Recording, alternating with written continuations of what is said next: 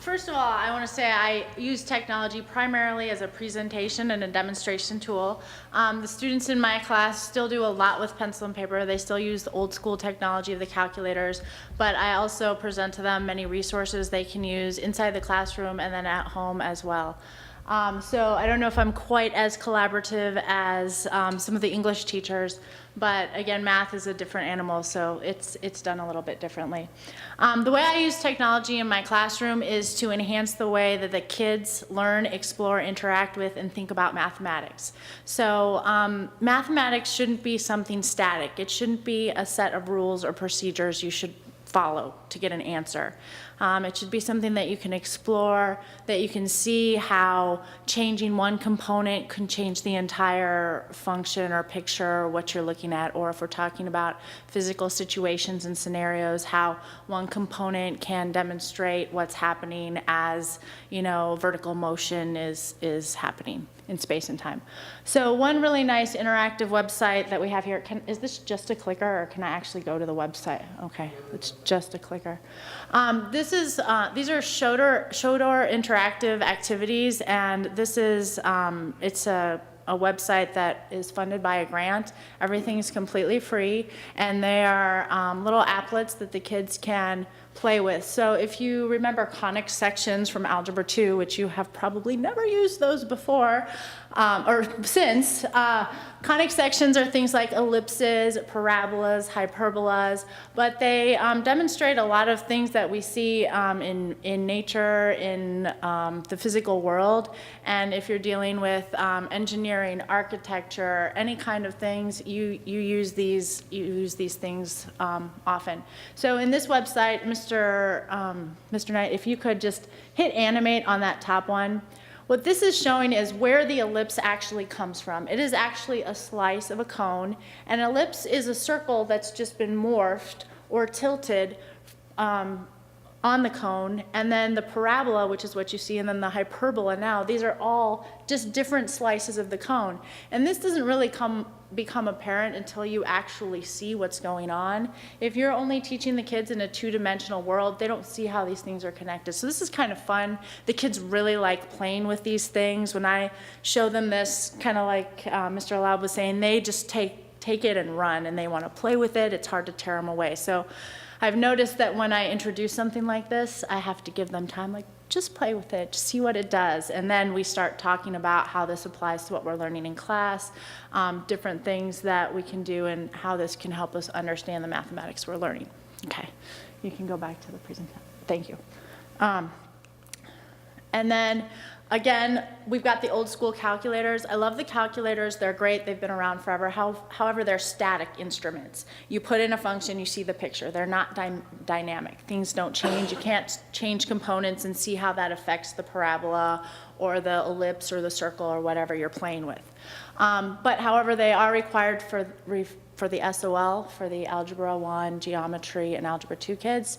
And then for AP Calculus, A, B, and BC, I have the kids use the TI-89, which is a much more high-powered calculator. It does do derivatives. I need my water. Excuse me. It does derivatives and integrals as well. Okay. I was talking about how the calculators are static and you can't see how things change. This website is an amazing website. It does a lot, it does a lot of what the graphing calculators do, but it allows you to manipulate different components. So if you could hit on the second link, yeah, that one. This is an actual activity that I created to teach a lesson about parabolas that we were learning in Algebra 1. Oh, not this one. This is BC Calculus. We're learning about polars and polar area, so we can do that one next. So if can you see where it says P equals 0 and there's a little play button next to it? Hit the play button to the left. So in this one, I made some parabolas for the kids, and you can see how changing the P affects the placement of the parabola. So the kids could play with that and see what happened. What happens when I change P? What happens when I change Q? The P and the Q are the x-intercepts. So it was a really nice building block for me to connect the things that we were doing in class. The kids understood it completely inside and out because they had actually played with it. They came up with the conjectures themselves. I was asking them questions. what happens when you change this? What happens when you change that? And they got it. And so it was really fun, because then the next day we came back to class, and we had a little mini quiz at the beginning, and we were actually doing kinesthetic, okay, tell me what happens when A is positive. Show me with your arms. All the kids are doing this. What happens when A is negative? All the kids are doing this. So it was a fun way to connect the technology with their understanding of what we were doing in class, and then they actually got to play with it and see how that moved. And Mr. Knight's only manipulating one. Oh, no, now you're doing the rest of them. Good. The A is kind of a cool one, because you can see how it flips the parabola up and down. And then we were also talking about different components. What happens when the A is 0? You get a straight line because you have taken away the quadratic component, which then gives you a linear function instead of a quadratic function. So that the kids really understood. And that's kind of sometimes a difficult concept for Algebra 1 kids to get. So this was so much fun. We had a really great time with it. I'm going to skip the calculus one. That one's really cool too, but I don't want to talk forever because I can do that. Oh, we both clicked. Wait, did we do that? Okay, we did that one already. I do use YouTube often. I make my own videos when I can. It does take a little bit of time, but I prefer making my own videos just because I want the kids to learn certain things in certain ways.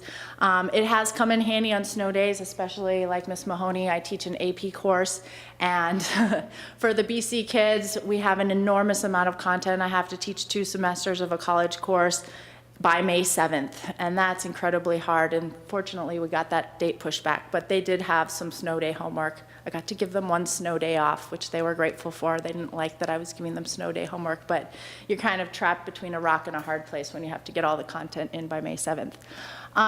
When I do YouTube's videos, I try to keep them short and sweet, 5 minutes or less if possible, because I've noticed that kids seem to absorb it much better in the smaller snippets. Even if I give them like 3 5-minute videos, that seems to work better than 1 15-minute video.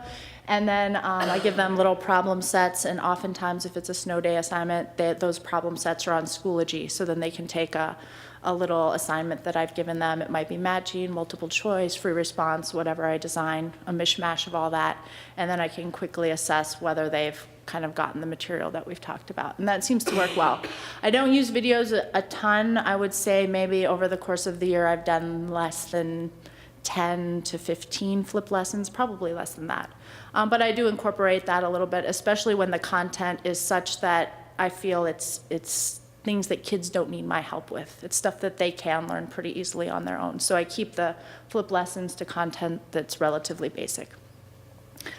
And then Schoology, I use Schoology to organize basically the assignments, their calendars. I put the websites, the stuff that you've seen. When I ask the kids to go to that activity, I post it on Schoology in the announcements, so all they have to do is click on the link. They don't have to type in a URL, they don't have to do anything, and then they have that link later on if they want to go home and explore it, share it with their parents, look at it again. I also use Schoology for student-specific communication. It's a great tool. Instead of them sending things to my email, which they have to remember an email address, all they have to do is log into Schoology. I tell them that's the best way to contact me because they don't have to remember anything but message my teacher, click, click, click, and then I get that on my phone and I can respond to them.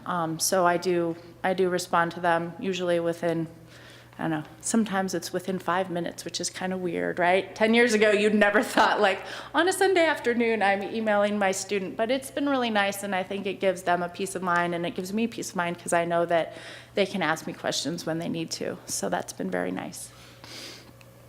And I think that's all I have for you.